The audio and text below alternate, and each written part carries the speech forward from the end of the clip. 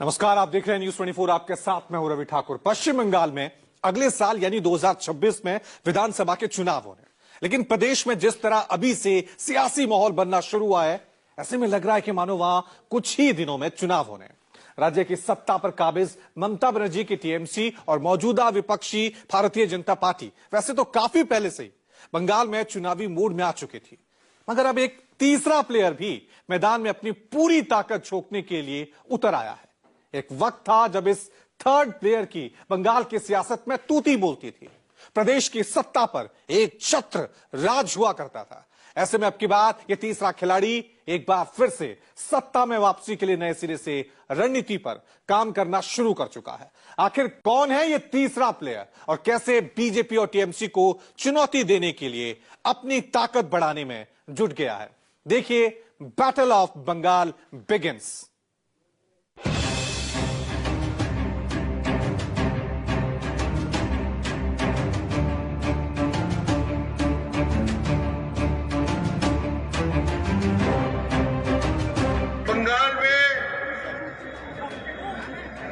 भाजपा का विकल्प तृणमूल नहीं है और तृणमूल का विकल्प भाजपा नहीं है। आप एक तीसरा विकल्प चाहते हैं। जो तीसरा रास्ता है वो है वामपंथी और जनवादी। सीपीआईएम থাকবে। पश्चिम बंगाल का सियासी रण 26 में टेंशन देगी थर्ड ऑप्शन।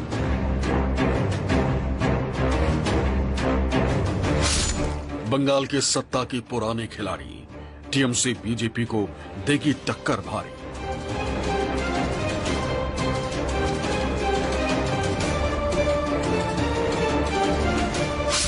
फिर से लाल झंडा फहराने की तैयारी, किसका खेल बिगड़ेगा अब की बारी।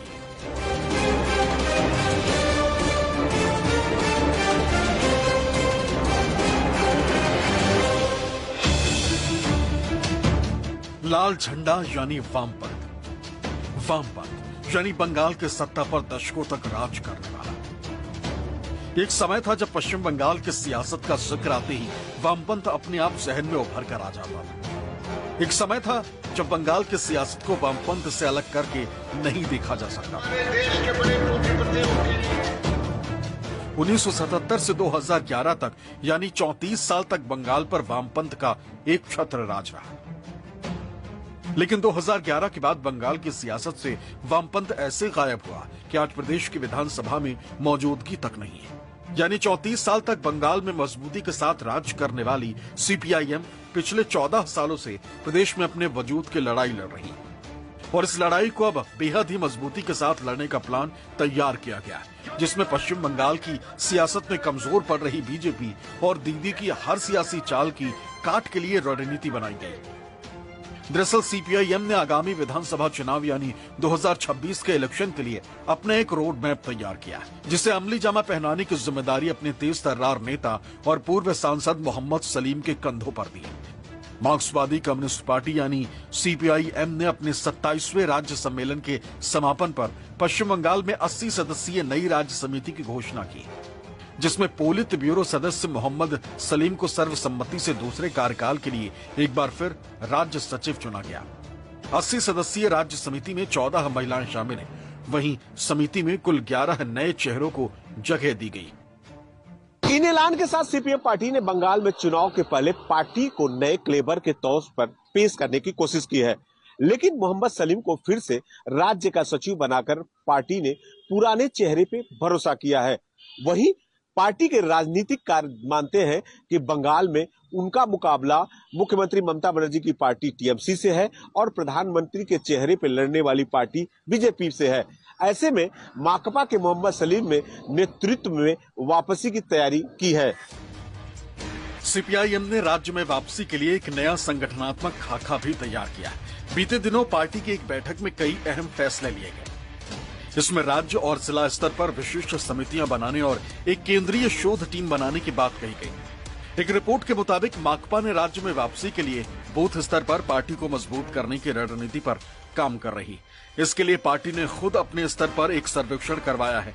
चूंकि 2011 के बाद कोई आधिकारिक जनगणना रिपोर्ट नहीं है, क्योंकि केंद्र सरकार ने जनगणना नहीं करवाई, इसलिए पार्टी ने खुद अपने सर्वेक्षण के माध्यम से राज्य के हर गांव, पंचायत और क्षेत्र में लोगों के बारे में विस्तृत आंकड़े जुटाए।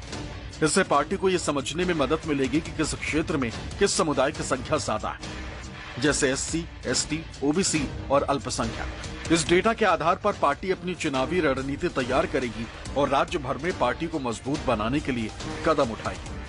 सीपीआई-एम चूंकि सालों तक बंगाल पर राज कर चुकी है, लिहाजा मौजूदा वक्त में थोड़े बहुत ही सही लेकिन पार्टी का अपना जनाधार है। ऐसे में माकपा अब अपने पुराने जनाधार को वापस लाने के लिए अपनी पूरी ताकत झोंकने वाली है, जिसकी कमान मोहम्मद सलीम को सौंपी गई। 25-এর মঞ্চ থেকে বলছি 26-এর কথা, ভবিষ্যতের কথা, বাংলার ভবিষ্যৎ, দেশের ভবিষ্যৎ এবং সেখানে দাঁড়িয়ে আমাদের অনাগত ভবিষ্যতের কথা, নতুন প্রজন্মের কথা, তাদের ভবিষ্যতের কথা এবং সেটা করতে হলে আমাদের তো আর খেলা হবে বলতে পারবো না, আমাদের মানুষ নিয়ে কারবার। সুতরাং মানুষের কাছে যেতে হবে। इसी सोच के साथ सीपीआई-एम 2026 के चुनावी मैदान में उतरने वाली, इसलिए पार्टी ने मोहम्मद सलीम को फिर से राज्य सचिव बनाया, क्योंकि उन्होंने पार्टी में युवा नेतृत्व को बढ़ावा दिया है। सलीम के नेतृत्व में पार्टी में नए चेहरे सामने आए हैं, जो युवा संगठन और छात्र संगठनों में प्रमुख भूमिका निभा रहे हैं। हालांकि 2021 विधानसभा चुनावों में पार्टी को कोई सफलता नहीं मिली और सलीम को भी मुर्शिदाबाद से लोकसभा चुनाव में हार का सामना करना पड़ा था। फिर भी उन्होंने पार्टी के भीतर युवा नेताओं को आगे लाने की दिशा में काम किया। पार्टी सूत्रों की माने तो भले ही सलीम के कार्यकाल में चुनावी सफलता नहीं मिली, लेकिन उनके नेतृत्व में पार्टी ने कई महत्वपूर्ण फैसले लिए और युवा नेताओं को बढ़ावा मिला और ये प्रक्रिया जारी रहेगी और पार्टी का संगठन मजबूत होगा। लेकिन सीपीआई-एम का बंगाल में मुकाबला टीएमसी और बीजेपी के साथ। हालांकि पार्टी के शीर्ष नेतृत्व की माने तो बंगाल में टीएमसी और बीजेपी के बाद मौजूदा वक्त में तीसरा विकल्प वामपंथ ही है। कांग्रेस की सरकार के खिलाफ हमारा संघर्ष और आंदोलन और आरएसएस और बीजेपी की ये सांप्रदायिक जो खतरा है उसके खिलाफ डट के संघर्ष और आंदोलन करने के लिए हमने फैसला लिया है। बंगाल में भाजपा का विकल्प तृणमूल नहीं है और तृणमूल का विकल्प भाजपा नहीं है। आप एक तीसरा विकल्प चाहते हैं, जो तीसरा रास्ता है वो है वामपंथी और जनवादी विकल्प, वामपंथी जनवादी कार्यक्रम और वामपंथी और जनवादी नीतियां। यही संघर्ष आपकी है और पूरे देश में हमारी पार्टी इसी के लिए काम करेगा। जाहिर है सीपीआई-एम अब की बार आने वाले चुनाव में न सिर्फ मजबूती के साथ लड़ाई लड़ने वाली है, बल्कि सत्ता में वापसी के लिए हर संभव रणनीति पर भी काम कर रही है। लेकिन बंगाल की मौजूदा सियासत में वामपंथ का पुनर्उदय उतना भी संभव नहीं है। जानकारों की माने तो सीपीआई-एम ने जो बंगाल के लिए अपनी नई समितियां बनाई हैं, उस समिति को आने वाले समय में दो परिस्थितियों के लिए तैयार रहना होगा, जिसमें पहला ये कि 2026 में अकेले चुनाव लड़े और दूसरा ये कि बंगाल में कांग्रेस के साथ अपना गठबंधन जारी रखे, जो 2016 के विधानसभा चुनावों के बाद से शुरू हुआ। इस मामले पर फैसला अप्रैल में तमिलनाडु के मदुरई में होने वाली बैठक में होने की संभावना है। हालांकि पहले से ही संकेत ये मिल रहे हैं कि पार्टी का केंद्रीय नेतृत्व अकेले चुनाव लड़ने के पहले विकल्प को चुनेगा, जैसा कि आगामी पार्टी बैठक के लिए मसौदा प्रस्ताव में संकेत दिया गया है। इस महीने की शुरुआत में दिल्ली में जारी किए गए मसौदा प्रस्ताव में पार्टी नेतृत्व ने चुनावी समझ के बजाय आने वाले दिनों में एक स्वतंत्र राजनीतिक लाइन पर अधिक ध्यान केंद्रित किया था।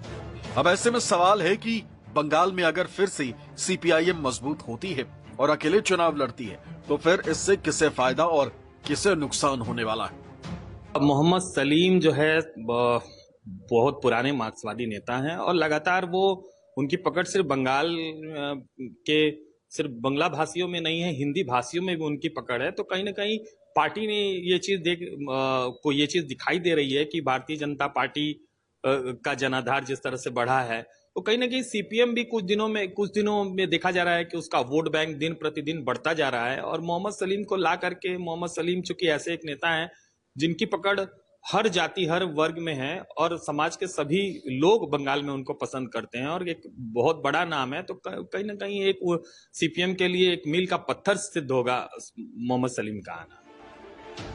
अब जरा ये भी जान लीजिए कि पश्चिम बंगाल में किस तरह एक समय वामपंथ का एक छत्र राज रहा। जून 1977 से नवंबर 2000 तक ज्योति बसु लगातार 5 बार बंगाल के सीएम बने।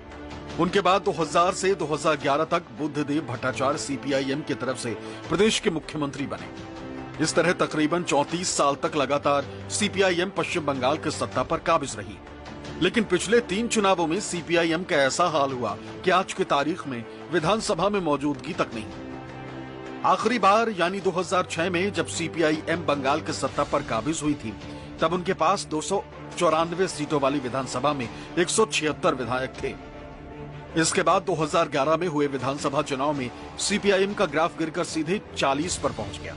इसी चुनाव में बंगाल की सत्ता पर ममता बनर्जी पहली बार काबिज हुई। इसके बाद 2016 के चुनाव में सीपीआईएम का ग्राफ और गिरकर 26 पर आ गया। आखिरी यानी 2021 के विधानसभा चुनाव में तो सीपीआईएम का खाता भी नहीं खुला था। अब बारी अगले साल होने वाले विधानसभा चुनाव की। देखना दिलचस्प होगा ही कि अब की बार के चुनाव में माकपा का लाल झंडा क्या कमाल कर पाता है। Bureau report, news 24।